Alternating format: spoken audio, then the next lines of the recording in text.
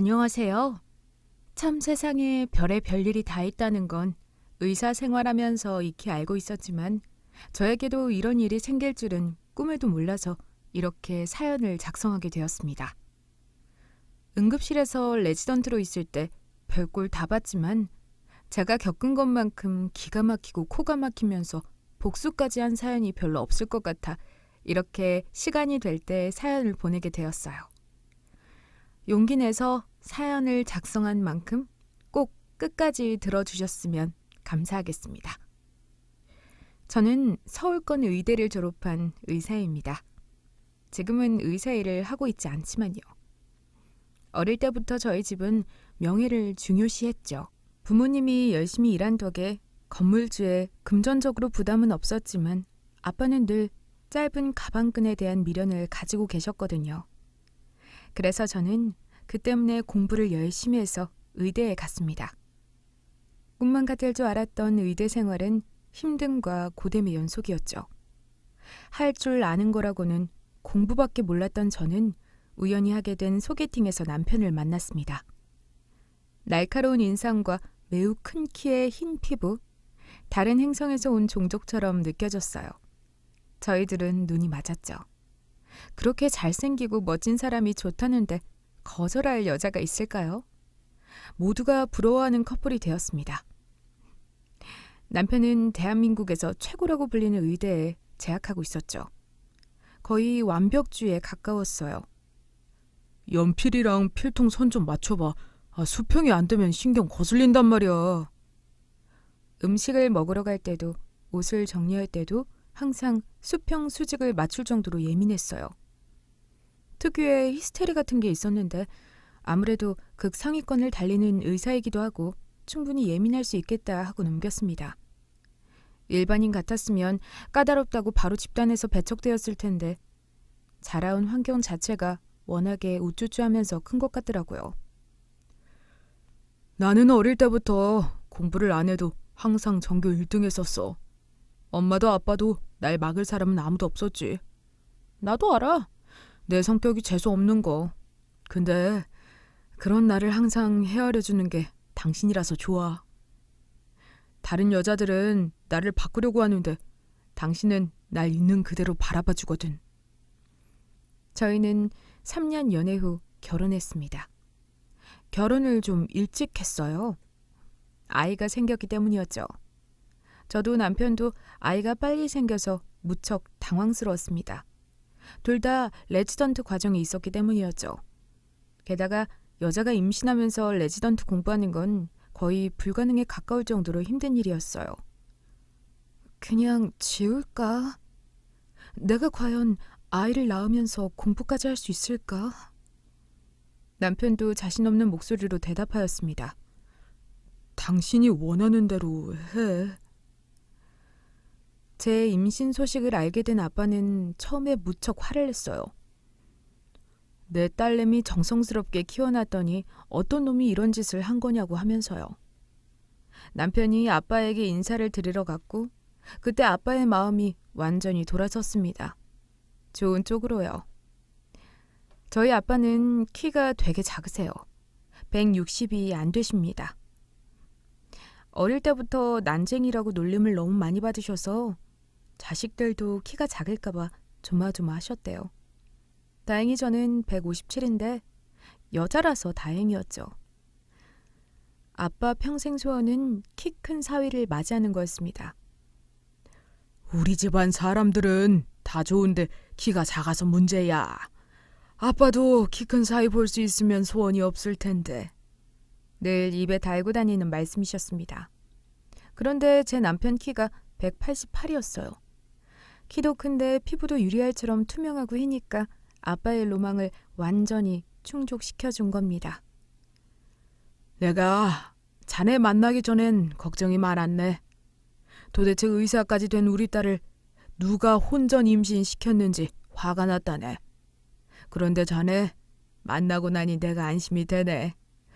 열심히 살아온 것 같으니 내가 자네 믿고 내 딸 허락하겠네. 그래서 저희가 결혼을 하게 된 거였어요. 아빠의 지지를 받으니 그래도 마음이 편해지더라고요. 그런데 문제가 생긴 겁니다. 막달에 가까워졌을 때 제가 응급실 당직을 서다가 하혈을 한 거예요. 배가 미친 듯이 아팠습니다. 울면서 쓰러졌고 저희 병원 산부인과로 바로 실려갔지만 유산을 한 거였습니다. 대학병원에서 레지던트 한다고 막달에도 하루에 13시간 넘게 서 있고 잠도 3시간, 4시간밖에 못 자니 뱃속의 아이가 못 버티고 세상을 떠난 거였죠. 그 후로 우울증이 심하게 왔습니다. 의사 일도 적성에 안 맞는 것 같다는 생각이 많이 들었는데 아이까지 세상을 떠나니 삶을 버티고 살아갈 이유가 없어졌어요. 집안 어르신들이 다 손주 보는 것을 원했을 텐데 그 기대를 저버린 것 같아서 죄송하기도 했고요. 아이 때문에 급하게 결혼했는데 아이가 세상을 떠나니 허무하기도 했습니다. 그런 저를 위로해 준 사람은 남편도 신우도 아닌 시모였어요. 시모는 무척이나 저에게 따뜻한 말씀을 많이 해주셨습니다. 아가, 레지던트 일 하는 것만으로도 힘든데 임신까지 했으니 얼마나 힘들었겠냐. 너 마음 다 안다. 자책하지 말고 몸 추스르는 데 좀 보태거라. 100만 원을 척척 저에게 주시기도 했습니다. 시댁의 사랑을 받은 덕에 다시 기운을 차리고 앞으로 나아갈 수 있었습니다. 남편도 우울해하는 제 눈치를 보면서 제 비위를 잘 맞춰주는 것 같았고요. 병원에서도 제 유산에 대해서 유감이라며 한 달 휴가를 주셨어요. 레지던트가 한 달 휴가 받는 건 거의 불가능하거든요. 근데 저를 진료봐주신 산부인과 교수님께서 이대로 계속 일하면 다음부턴 임신하는 것 자체가 불가능할지도 몰라. 그러니 일단 다른 거 생각하지 말고 몸도 마음도 푹 쉬고 환자 맞이하게나. 이모가 계시는 캐나다에 가서 잠시 푹 쉬고 왔습니다. 한국에 들어온 저는 다시 병원에 복귀했어요. 근데 문제가 생겼죠. 병원에서 일하다가 아이를 유산한 기억이 저에게는 강렬한 트라우마로 남았나 봐요. 병원에 들어간 순간부터 숨이 턱턱 막혔습니다. 이러면 안 되는데 환자를 보는데 손이 덜덜 떨리더라고요. 특히나 응급실에서 그 증상은 더 심해졌습니다. 새벽에 술을 마시고 넘어져서 손등과 이마가 찢어진 환자가 오셨어요. 조폭인 것 같았습니다. 아, 왜 이렇게 의사가 어려? 남자 없어? 남자 의사! 오늘은 제가 당직입니다. 다른 의사 원하시면 내일 오세요. 아, 싸가지하고는 내 이마 개판으로 꼬매기만 해봐. 다 작살 내버릴 테니까. 환자가 겁을 주니 더 무서운 겁니다. 파르르 떨리는 손을 감추며 꼬맸어요. 환자는 아프다고 난리치고 저는 공황장애가 와서 식은땀이 줄줄 나고 미치겠더라고요. 그리고 며칠 뒤 그 환자가 저에게 찾아왔습니다. 고함을 치면서요. 제가 꼬맨 곳에 염증이 생겼다면서 노발대발 하더라고요. 상처 부위에 염증이 생겨서 곪을 수 있다고 치료 전에 말씀드렸잖아요. 그냥 넘어진 게 아니라 더러운 흙바닥 위에 넘어지신 거라 감염이 있을 수도 있어. 항생제도 처방해 드렸고요. 여기서 이러시면 영업 방해입니다. 저에게 해코지를 하려고 하니 병원에 식구팀이 와서 그 사람을 질질 끌고 갔습니다. 저에게 앙심을 품은 그 남자는 그 뒤로도 며칠 동안 계속 제 뒤를 밟거나 저를 죽이겠다며 횡포를 부렸습니다. 남편이 그 사실을 알고 저희 병원에 와서 제가 퇴근할 때마다 저를 기다려줬어요. 그런데 그 환자놈이 뒤에서 저를 덮치려다 남편한테 걸려서 얼굴을 얻어맞았습니다. 네 놈이구나. 내 아내 괴롭히고 따라다닌 놈이. 밤 새면서까지 환자 받아준 의사한테 고마워하진 못할 망정 여자를 이렇게 괴롭혀? 그놈 눈이 밤탱이가 될 때까지 때렸어요. 조폭 출신인 그놈도 가만히 있지 않았죠. 자기가 가지고 있던 핸드폰으로 남편 이마를 찍어내리면서 피를 냈습니다. 뒤늦게 병원 경호원들이 와서 그 남자를 데리고 갔고요. 경찰에 입건이 돼서 수사를 받게 되며 그 남자는 더 이상 제 눈앞에 나타나지 않았습니다. 근데 하나가 괜찮아지면 또 하나가 문제가 생기더라고요. 남편이 다친 걸 알게 된 시모가 화가 난 겁니다.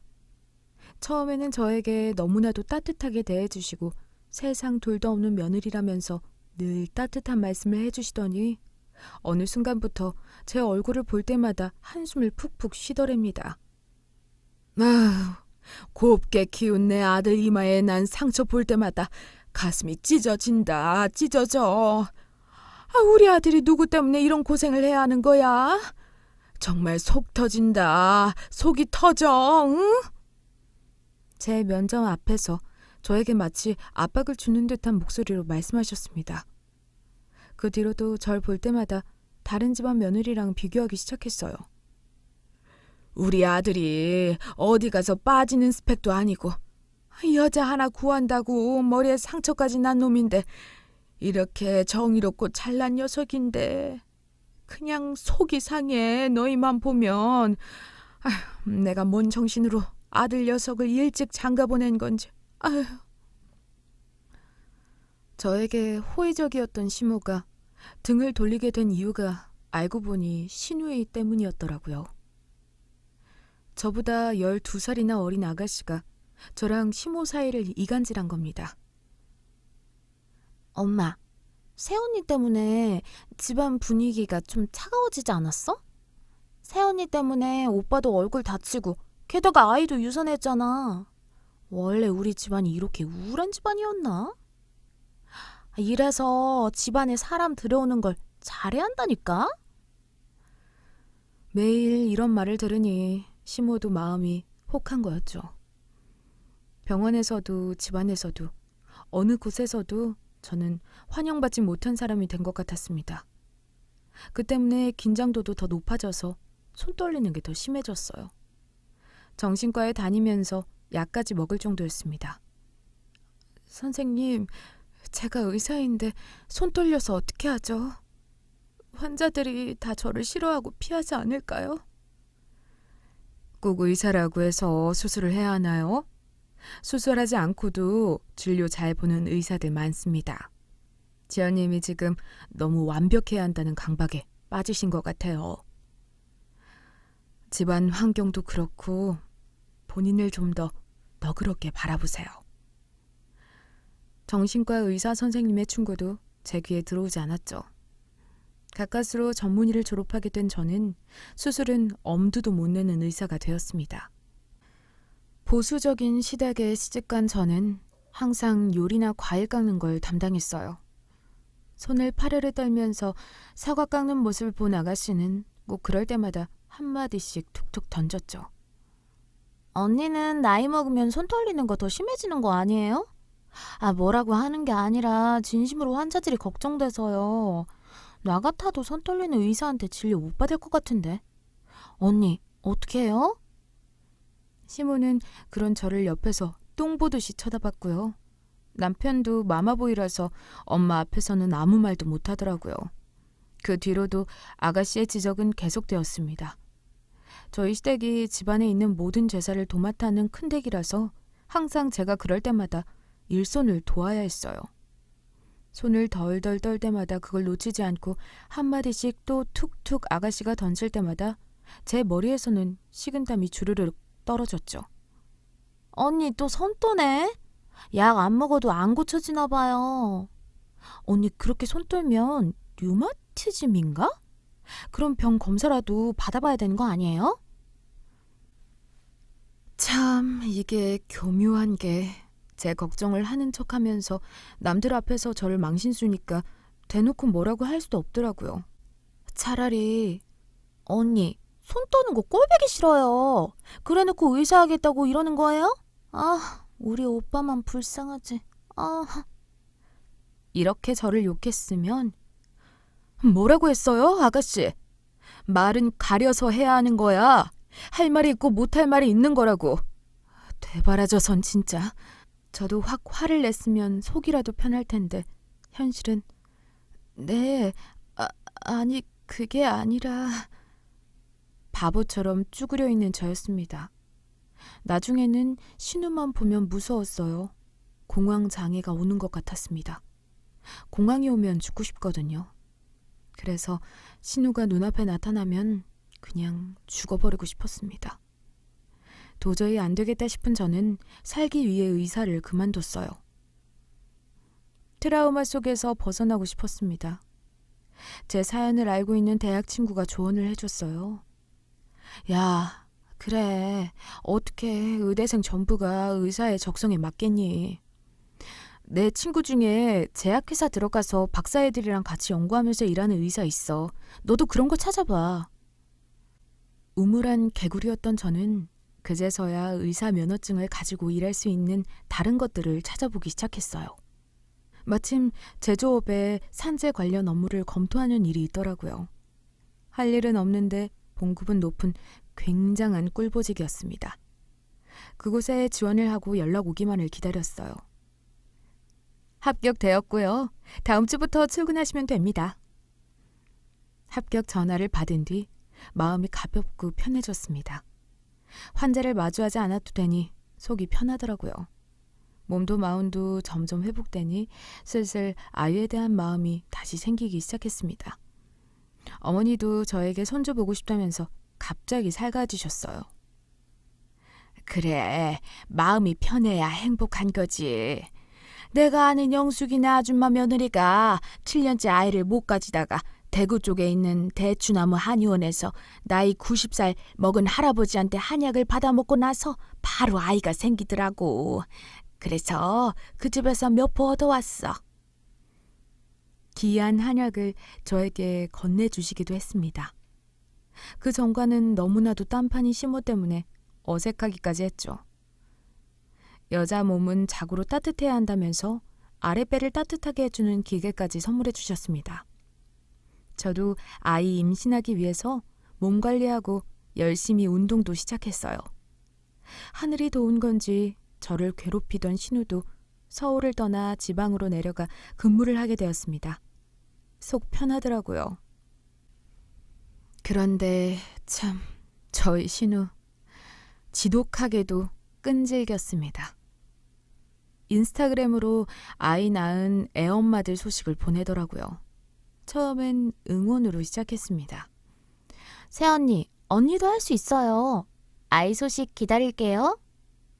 근데 시간이 지나면 지날수록 노산의 위험이나 노산이면 기형아 낳을 확률 같은 자료들을 보내주더라고요. 아가씨, 이런 거 안 보내줘도 돼요. 나도 의사라서 이 정도는 알고 있어요. 임신이 쉽지가 않더라고요. 새언니, 내가 생각해서 보내준 건데 왜 그래요? 우리 엄마가 손주 보고 싶다고 그러니까 나도 마음이 급해져서 그런 거죠. 하여튼 빨리 아이 생기길 바랄게요. 저도 조카 보고 싶네요. 알게 모르게 기싸움을 하는 것 같았습니다. 나중엔 전화 와서 요즘 소식 없냐고 묻더라고요. 시어머니보다 더했습니다. 우리 오빠가 불쌍하다면서 내년에 40줄인데 자식이 없는 게 말이 되냐며 본인 속마음을 저한테 퍼붓는 겁니다. 저도 당황스럽더라고요. 결국 저는 참다 남편에게 말했습니다. 당신, 나 요즘 스트레스 받아서 못 살겠어. 왜 무슨 일인데?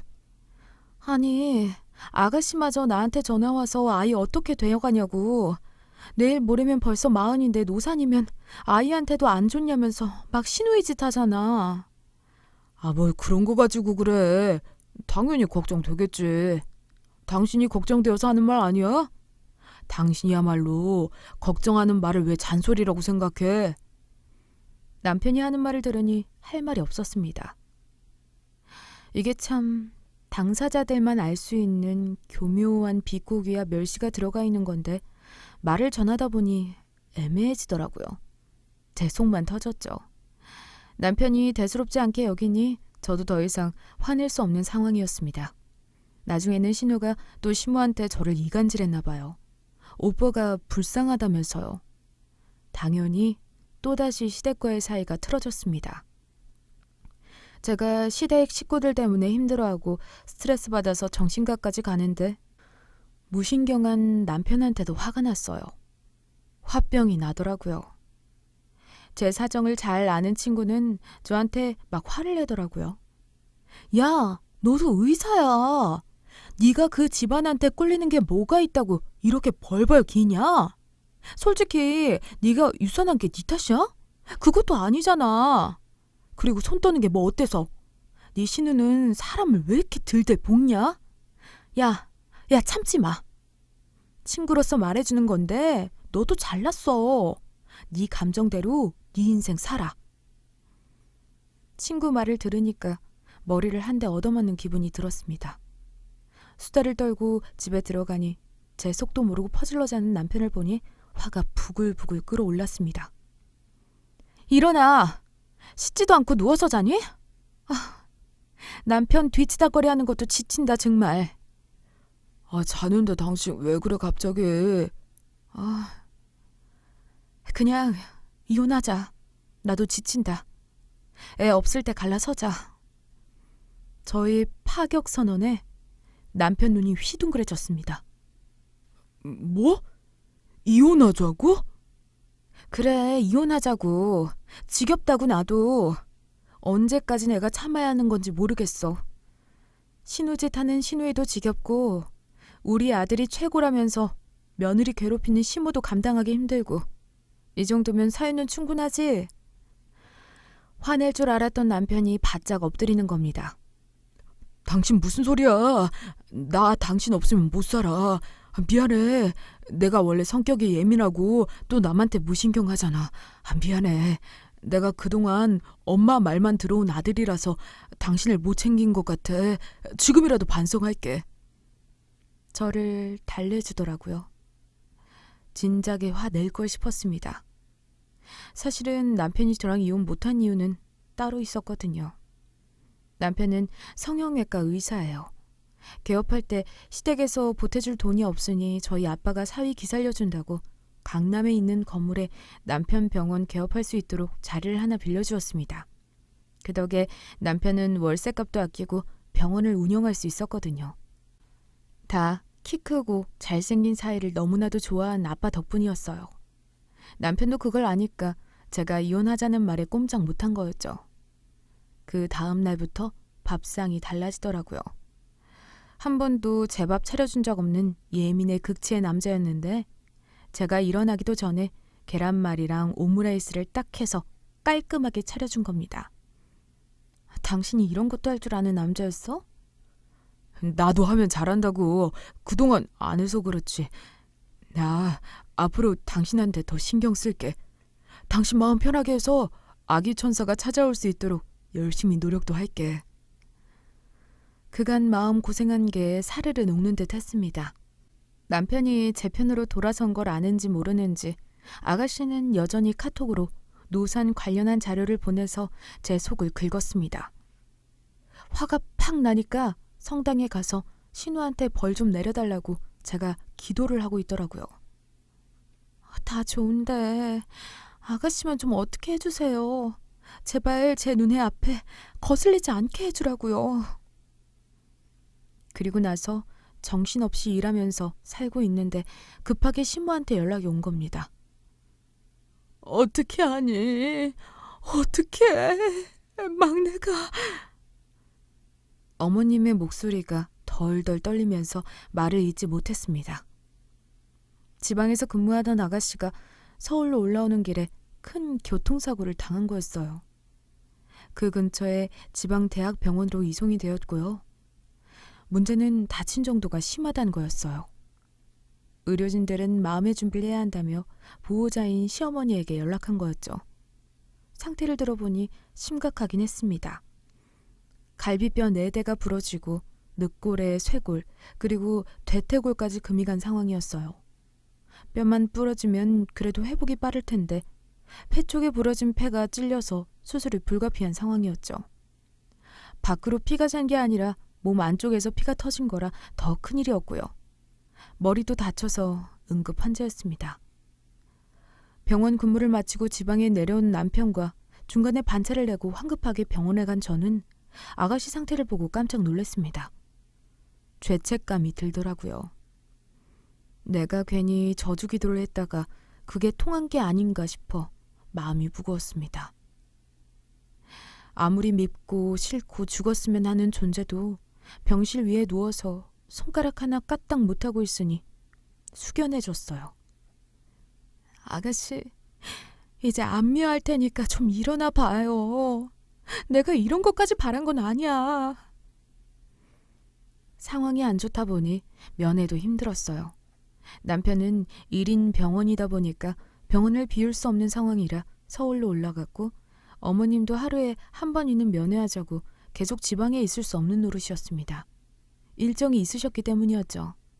저 같으면 동생이나 딸이 다치면 모든 걸 제쳐두고 달려올 텐데 이 집은 생각보다 냉정하구나 라는 마음이 들기도 하면서, 피가 안 섞였어도 가족이니까 제가 회사 휴가를 한 달 내고 병원에 내려와 있었습니다. 게다가 제가 의사 자격증이 있으니 더 살뜰하게 살필 수 있는 것도 많았고요. 의료진들도 신경 써서 더 잘 봐주시는 듯 싶었습니다. 신우는 수술을 앞두고 의식이 조금 회복되었어요. 사고가 나자마자 수술을 할 수 없었거든요.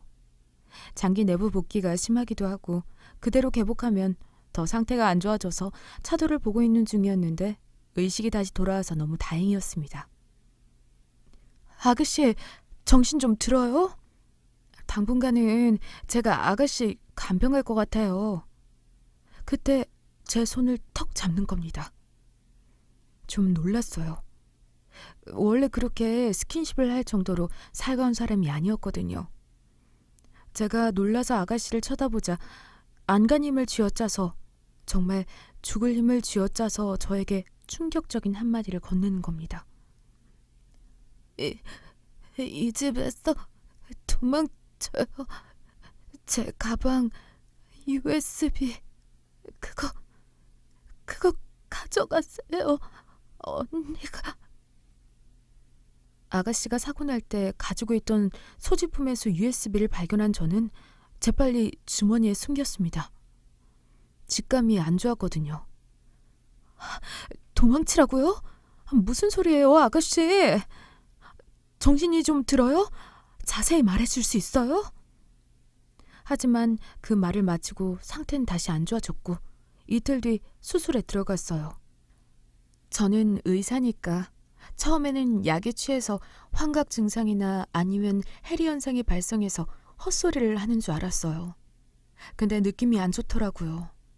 마치 아가씨에게 무슨 일이 벌어진 것만 같았습니다. 수술실에서 나온 아가씨는 코마 상태로 나왔어요. 어떻게 된 거예요? 수술이 잘 안 된 거예요? 왜 코마에 들어간 거예요? 저희가 수술 전에도 말씀드렸다시피 코마 상태가 될 확률이 높다고 언급했지만 그래도 최선을 다했습니다. 그럼에도 수술 과정 중에 출혈이 너무 심하고 맥박이 떨어져서 제대로 수술을 마칠 수가 없었고 낮아진 혈압 때문에 일시적 코마 상태에 들어간 것 같아요. 상태는 지켜봐야 할 것 같습니다. 짧으면 일주일, 길면 평생을 반수면 상태인 코마 상태에 들어가야 한다는 아가씨의 현실이 청천벽력처럼 느껴졌습니다. 저는 수술에 들어가기 전 아가씨가 말한 USB를 컴퓨터에 꽂아 확인했습니다. 저는 제 눈을 의심했어요. 유서라고 작성되어 있는 파일 속에 충격적인 내용의 꿈을 꾸는 것 같았습니다. 지금부터 제가 저희 오빠에게 당한 이야기들을 들려드리겠습니다. 이건 저의 유서예요. 하루에도 수십 번씩 죽음을 생각한 제가 혹시라도 죽게 된다면, 저 혼자 이 이야기를 가슴에 품고 죽게 된다면 한이 맺힐 것 같아 이렇게 영상으로 남깁니다. 수년 전에 작성된 영상이었습니다.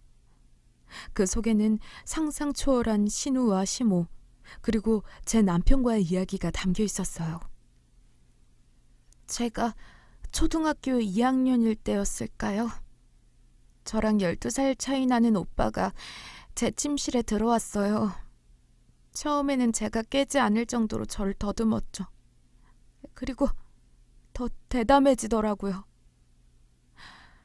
그 뒤에 나오는 이야기는 가히 충격 그 자체였습니다.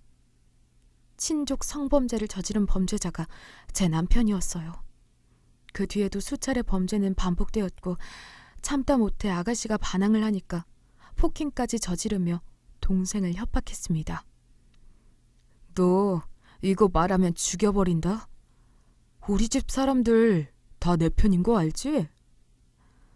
공부도 잘하고 동네에서 평판이 좋았던 아들에게는 시모도 꼼짝 못했죠. 아가씨는 울분을 참다 못해 이 모든 사실을 엄마에게 말했지만 묵살되었다고 합니다. 네가 그냥 잊어버려. 네 오빠가 공부하다가 스트레스가 컸나 보지. 사람들이 알면 동네 망신이니까 조용히 알고 있어. 오빠에 비해 공부는 못하고 그렇다고 이쁜 것도 아니었던 신우는 사춘기를 겪으면서 더더욱 삐뚤어진 거였습니다. 시모도 그런 딸을 내버렸다 생각하고 챙기지도 않았대요. 제 남편은 틈만 나면 동생을 발로 차거나 목을 졸라서 조용히 하라고 떠벌리면 죽이겠다며 협박을 한 거였고요. 제가 죽으면 이들 때문이에요. 죽기 전에 이 모든 사실을 세상에 알릴 수 있을까요? 오빠는 최고대학 의대를 졸업한 명망 있는 의사고 온 집안은 오빠 편이에요. 저는 어릴 때부터 아픈 손가락인 딸이었고 제가 이런 이야기를 다시 한번 꺼낸다면 전 정말 죽을 수도 있어요. 저희 오빠가 의사니까 저한테 무슨 짓을 할지 몰라요. 너무 억울해서 이렇게라도 마음을 달래봅니다. 녹화는 여기까지. 앳돼 보이는 아가씨의 얼굴. 눈은 퉁퉁 부어 있었고 얼마나 울었는지 목소리도 잠겨 있었죠. 이게 정말 진짜인지 도대체 어떻게 된 건지 사실을 묻고 싶은데 아가씨는 코마 상태라 말도 못하고 제 속만 미칠 지경이었습니다. 하늘에 기도했어요. 제발 아가씨가 깨어날 수 있게 해달라고요. 참회와 눈물의 기도를 할 수밖에 없었습니다. 제가 할 수 있는 게 없었어요. 의사는 이 상태로면 깨어나기 힘들다고 말할 뿐이었고요. 의사인 저도 기적을 믿을 수밖에 없었습니다. 휴가를 좀 더 쓴 뒤 복직을 미루고 코마 상태 관련한 국내외 모든 논문을 뒤져서 읽기 시작했어요. 자극을 주는 게 중요한데 그 자극점이 아직 연구로 밝혀지지 않았고 저는 아가씨의 촉각, 청각 등 자극을 주려고 많은 노력을 했습니다. 갑자기 노래를 크게 튼다거나 발가락을 콕콕 찔러보거나 몸을 마사지해주기도 했고요. 아무리 노력해도 반응이 없으니까 점점 지치더라고요. 그래도 포기하기 싫었습니다. 그런데 어느 날 제가 아가씨 병실에서 논문을 보고 있을 때 갑자기 작은 기침 소리가 들리는 거예요. 뒤를 돌아보니 아가씨의 폐에서 강한 움직임이 보이는 겁니다. 코마 상태인 사람이 기침을 하는 거였어요. 깜짝 놀랐습니다. 그때 발가락, 손가락이 조금씩 움직였습니다. 여기 환자 의식 반응이 있어요. 의료진이 와서 확인을 하고 반응이 있다는 걸 알게 되었어요. 저는 빠르게 서울대학병원으로 옮기는 걸 알아봤습니다. 양 한방병원이 동시에 가능한 곳으로 옮겼고 그곳에서 근육 자극부터 시작해서 온전히 다시 의식이 돌아올 수 있게 치료에 전념했습니다. 그제서야 저는 시댁 식구들이 딸내미와 동생이 아픈데도 지네들 할 일을 우선시했는데 대충 어림짐작이 되더라고요. 집안의 치부를 알고 있는 아이니까 그 아이가 죽는 게 그들에게는 더욱더 도움이 된 거였죠. 눈을 뜨고 의식이 차차 돌아온 아가씨는 어느 쪽과 근육을 쓰진 못하지만 점점 재활로 일상 대화가 가능해졌습니다. 아가씨는 저를 볼 때마다 눈물을 그렇게 흘렸어요. 마치 말하고 싶은데 말이 안 나온다고 답답한 마음을 눈물로 흘려보내는 듯 했습니다. 본인도 답답했을 거예요. 그래서 막 침팬지처럼 이상한 소리를 내며 손으로 가슴을 팍팍 치기도 했고요. 정말 피땀 눈물 끝에 언어와 근육이 정상 범위로 돌아오기 시작했습니다. 가끔 발음이 어눌하기는 하지만 기적처럼 일상생활을 할 수 있을 정도로 상태가 돌아왔습니다. 그제서야 꺼낸 아가씨의 다 하지 못한 이야기. 새언니, 너무 고마워요. 사실 말을 하려다가도 눈물이 나서 끝까지 말을 잇지 못하는 아가씨였습니다. 제가 언니를 괴롭힌 이유는 언니가 우리 집에서 나가길 바랐어요. 지옥 같고 악마 같은 사람들이 사는 이 집에 왜 언니처럼 착한 사람이 시집 오는지, 우리 오빠가 보이는 모습, 그거 다 거짓말이라고 말하고 싶었어요. 그래서 언니를 괴롭혀서라도 오빠랑 이혼시키고 싶었어요. 언니 미안해요. 저는 조금 더 자세히 이야기를 해달라고 했습니다. USB의 내용도 다 받고 네가 겪은 게 정말 진실이냐고 물었죠. 저는 한치의 거짓말도 하지 않았어요. 교통사고 나서 죽음을 앞두고 있으니까 이대로 죽는 게 억울해서 미치겠더라고요. 항상 전 살면서 그게 걱정이었거든요. 모든 걸 내가 숨긴 채 죽게 될까 봐요. 그래서 USB를 늘 품 안에 품고 다녔는데 이렇게 교통사고가 난 거예요. 그래서 언니한테 제 USB를 봐달라고 한 거였어요. 그 안에 진실이 있으니까. 신우가 저에게 노상 관련해서 링크를 보내면서 기형으로 겁준 것도 이와 같은 이유였습니다. 남편과 제 사이에서 아이가 생기면 이혼하기가 좀 힘들어지니까 자기 딴에는 그런 방식으로 저를 도운 거였대요. 한편으로는 제가 밉기도 했나 봐요. 제 얼굴에서 가끔 오빠의 얼굴이 겹쳐 보여서 너무 힘들었답니다. 그래서 오빠한테 화를 내고 싶은데 그러지 못하니 저에게 대신 화풀이를 했다고, 인정한다며 너무 죄송하다고 대성통곡을 하더라고요. 같은 여자로서 아가씨가 너무 불쌍했습니다. 친족 간에 이런 일이 발생되는 게 말이 되는 건가 싶었어요. 아가씨, 그런 일을 겪은 건 아가씨 잘못이 아니에요. 알죠? 절대로 죄책감 가지면 안 돼요. 그리고 그건 절대로 용납받으면 안 되는 행동이에요. 말해줘서 너무 고맙고 용기 내줘서 너무너무 고마워요.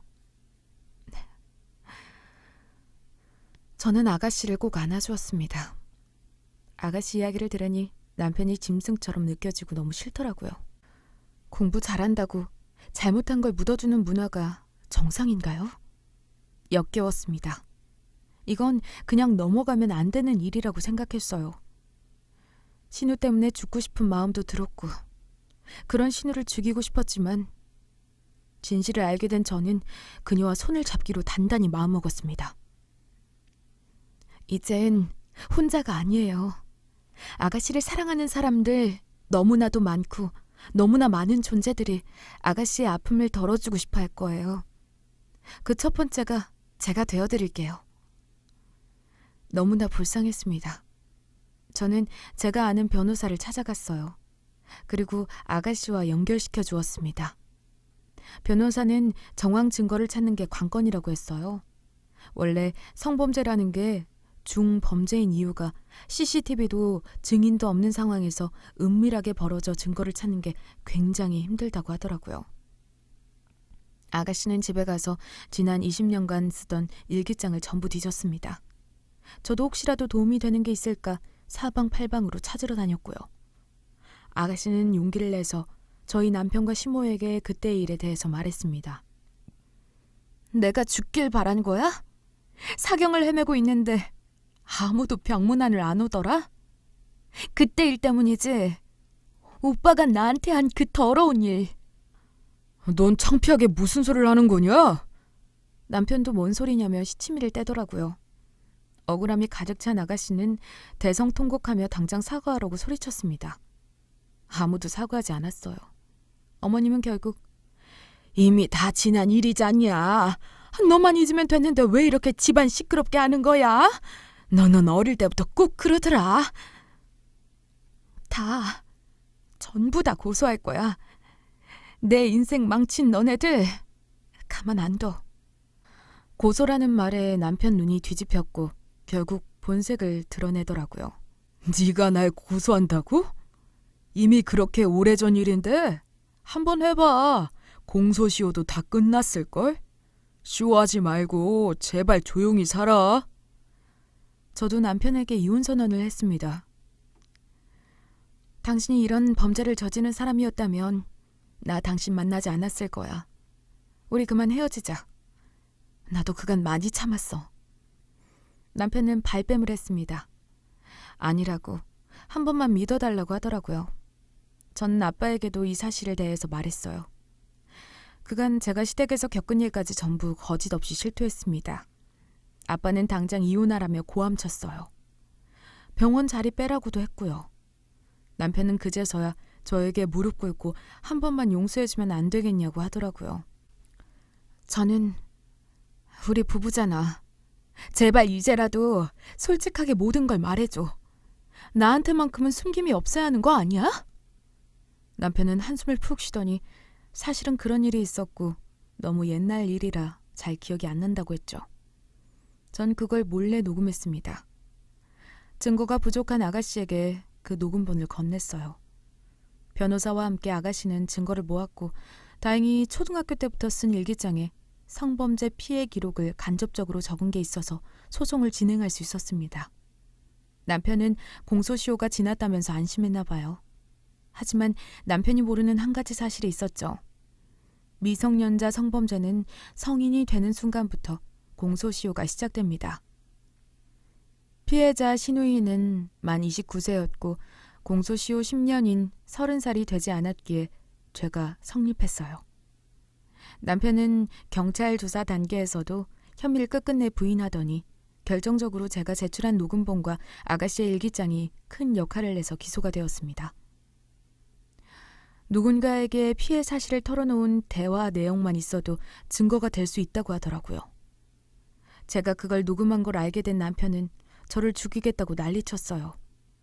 아빠는 그걸 알고 자네가 내 딸을 죽인다고? 그 전에 자네부터 죽을 준비하게나. 당장 내 건물에서 병원 빼. 아빠는 용역을 시켜서 병원을 문 닫게 했습니다. 안에 있는 물건도 다 빼버렸죠.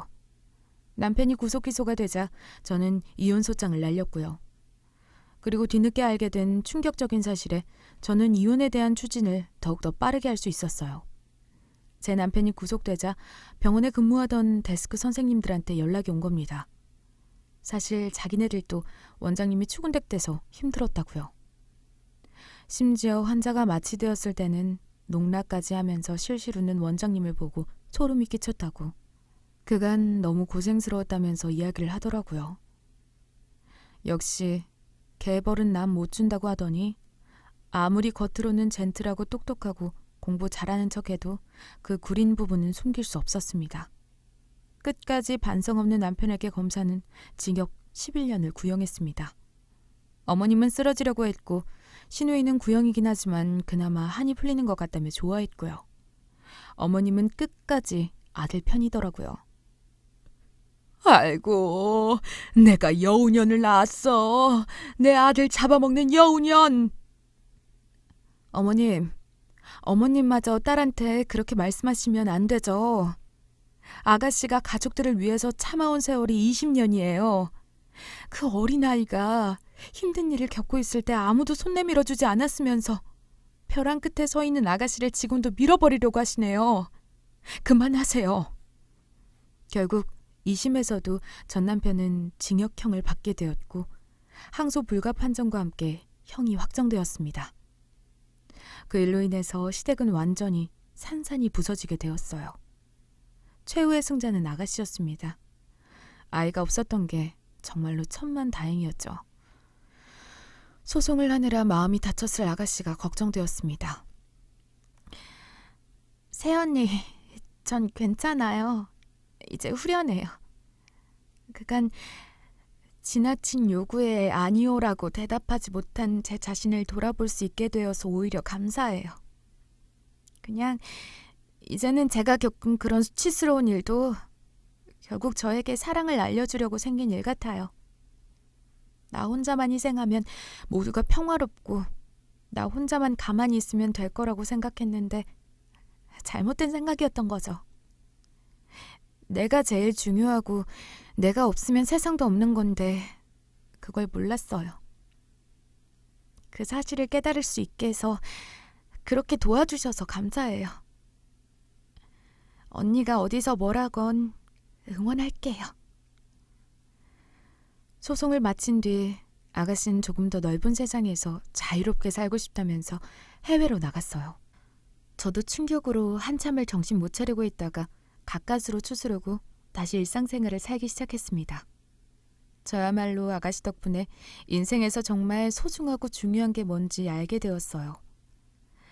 남들이 다 부러워하는 키 크고 멋진 의사 남편. 그건 저에게 큰 행복을 가져다 주진 못했습니다. 내 마음을 남의 기준이 아니라 나의 기준에 둘 때 평화와 사랑이 찾아온다는 걸 알게 되었네요. 이제는 손 떠는 의사, 수술 못하는 의사, 아이 못 낳는 아내 등등 남이 붙여준 수식어로 사는 게 아니라 어려운 사람을 도와줄 줄 아는 정의로운 의사, 나쁘고 해로운 관계는 단번에 끊어내는 장한 딸로 살아가 보려고 합니다. 사는 게 쉽지는 않지만 그래도 하루하루 살다 보면 좋은 날이 있고 선함이 승리하는 날이 오는 것 같습니다. 그럼 저의 가족 이야기를 끝까지 들어주셔서 감사합니다. 우리 모두에게 일어난 비극적인 일은 자세히 들여다보면 우리에게 무언가 알려주려고 생긴 일들 같아요. 결국에는 모든 게 사랑이라고 생각이 들지만 그건 깨달음의 차이겠죠. 전 여기서 사연 마무리하겠습니다. 들어주셔서 감사합니다. 우리 모두 행복하자고요.